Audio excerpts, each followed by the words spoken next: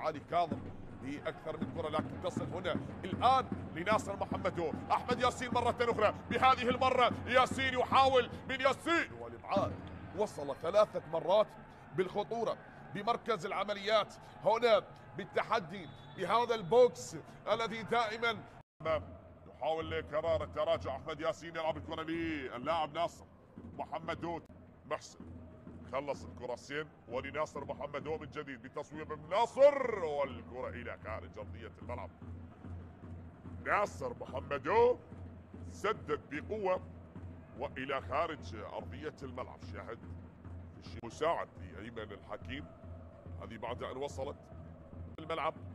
نقلة باتجاه اللاعب علاء رعد، من علاء رعد يلعبها، وهناك عند اللاعب غوستافو التحذير. لا زالت الكرة من فانزو حريري بذلك الملعب المحايد للطرفين.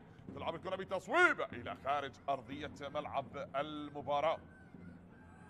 الكرة غادرت أرضية ملعب المباراة.